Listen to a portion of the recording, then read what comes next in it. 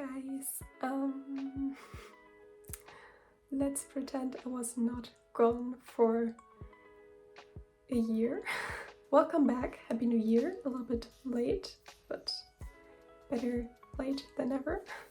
I always say this, but I plan to do better. I just noticed how much I missed it at the beginning of this year when I was searching through my channel. I decided, okay, this year I'm really going to be better. So let's start this year off strong. Today I want to talk about my favorite cozy games for winter. I want to talk a little bit more about the hidden gems. I do have a few honorable mentions that I think a lot of people know about. So these are cozy games that are really great, but I think they have been mentioned by many people lots of times. So today I want to talk more about the few games you might don't know that much about. So the first game I want to talk about, which has gained a little bit more recognition I think over the last year, is Spiritfarer. Spiritfarer is a cozy management game about dying. As ferry master to the deceased, build a boat to explore the world, care for your spirit friends, and release them into the afterlife. I think the strongest assets of the game are definitely the characters and the storyline. You have to be prepared. It is a very heart-wrenching game, especially in the beginning.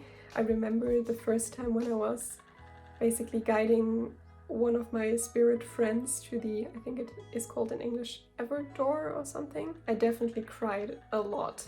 It got better after a while, but I think the game is so beautifully made. And I also really like the gameplay. I know a lot of people say it can get repetitive after a while. I do understand it because I think the storyline is actually quite long, but honestly it did not bother me that much. If you are able to get it on a discount, which I think Spiritfarer is on discount quite often, please get it. It's very great, even if you are not usually the type to play stories like this or like more sad games. This does not leave you just sad, if that makes sense. One thing I also really like is the music. The main theme, it just is inside my head all the time. It is so beautiful and it describes and fits the game so perfectly.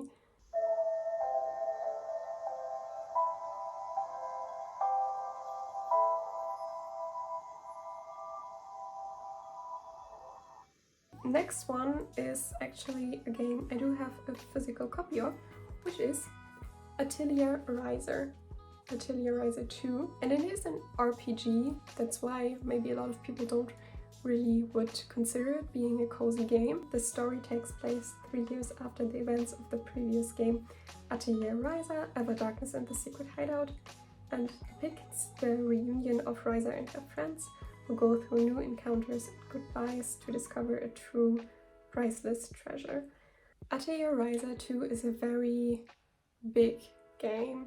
Like many RPGs, it takes a lot of hours to finish the game, especially if you want to do like not only the main story but also the side quests. The biggest thing about Atelier Ryza is the crafting system. So you basically are an alchemist and you do craft many different things, whether it be items that you need to give to people in order to fulfill quests. You craft your weapons, for example, or things that can strengthen you in battle or protect you or heal you. It can be quite complicated, especially in the beginning, but I think you get used to it and the game explains everything quite nicely to you. The most fun thing, in my opinion, about this game is definitely the battle system. They are very dynamic, very fun. It is round-based combat, but it is, how do you call it? It's time-based combat, which is very unique. And I think another thing that's also impressive is that it is fully voiced. It is in Japanese. I forget to mention you also get to explore the world. By the way, I wanted to make this list as different and unique as possible, so I wanted to include many different types of games, not just farming sims. Next in my line is Café Enchanté. Café Enchanté is a visual novel. When Kotone inherits her grandfather's Tokyo cafe, she discovers the shop holds more secrets than anyone could imagine. The cafe is a meeting spot for beings from multiple mystical worlds. You meet the king of demons, a humanoid beast, a fallen angel, and more. And when government agents monitoring non-human activities show up at your door, your new cafe is about to become a lot more colorful.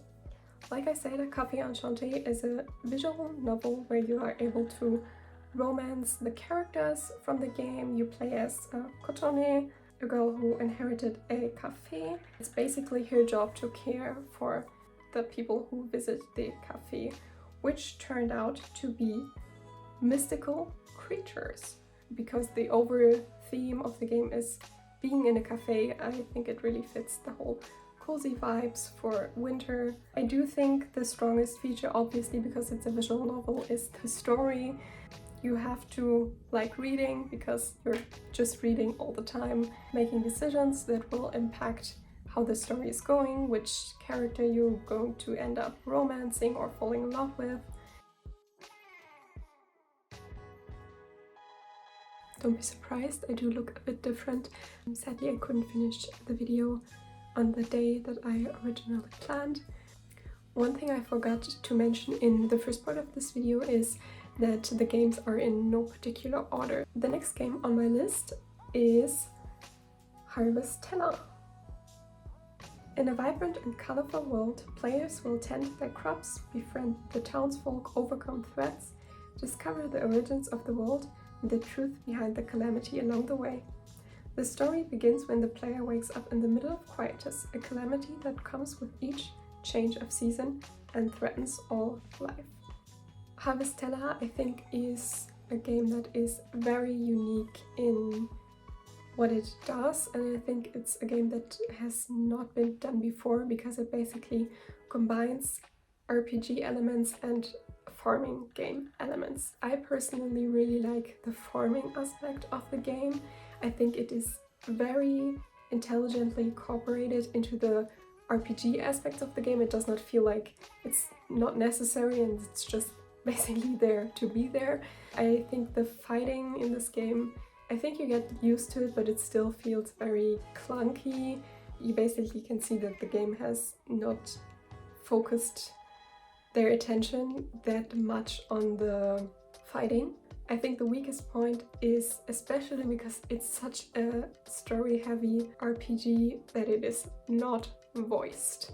You don't get to connect to the characters on a level that you would, I think, when they would have their lines spoken instead of just written out. I still think the story is that interesting and that good that you should definitely try it. Also because of the unique combination of the farming and the RPG. It's just something that no other game can offer. Next up is a game that I also don't have a physical copy of, Cozy Grove. Cozy Grove is a life sim game about camping on a haunted, ever-changing island. As a spirit scout, you wander the island's forest each day, finding new hidden secrets and helping soothe the local ghosts. With a little time and a lot of crafting, you bring color and joy back to Cozy Grove. I feel like a lot of people who had burnout from Animal Crossing, they wanted something similar but something still a little different. They tend to go to Cozy Grove. You can craft things, you can decorate the island, but I think the unique aspect is, of course, that you as a scout try to basically find out why the ghosts are on the island. You help them go through their story. With each day you discover a bit more of their personal story, why they are on this island, and I think it is a very heartwarming game. It's kind of similar to Spiritfarer, but it's not as heart-wrenching, I think, as Spiritfarer, as it is a more toned down version, I think. While you can decorate the island to your heart's content, as you can also in Animal Crossing, the difference is that first of all the island changes. Every day some aspect of the island look different. Everything on the island is interconnected. If you have a furniture item that you want to place on a specific part of the island, it will affect everything around it. There are trees, for example, or bushes, or even pets, animals that like certain things or dislike certain things. Everything is so interconnected and feels more real because you can't basically just decorate everything how you like it, and it's more like a decorating game, but it really feels like you tend to the island and you care for the animals. You can get the game for a very great price. I think you can get it for 15 euros or something, but it is on discount in the eShop a lot. At the moment, I think it costs about 9 euros or something like this on the eShop. Now, last but definitely not least is also a game I think not many people have on their cozy game list, but it is for me. I'm going to explain why, and that is Octopath Traveler. 8 adventures, 8 worlds to play. Embark on an epic journey across the vast and wondrous world of Ostera and discover the captivating stories of each of the 8 travelers. Solve side quests and story scenarios in a few different ways and take decisions that shape your path. It is one of these unique cases where I even like the second one better than the first one. Now hear me out, why do I think this is a cozy game? It is an RPG, so like with Atelier Ryza, it's not necessarily considered a cozy game, but for me, it's all about the art style. The unique pixel 3D art style, it feels so nostalgic. It gives me a very warm feeling.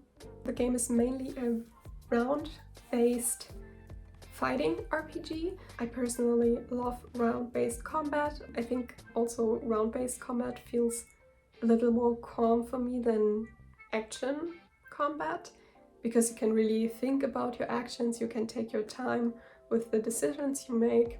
The first time I really got into round-based combat was with Fire Emblem Awakening, and I know it was at a time where I was very stressed from schoolwork.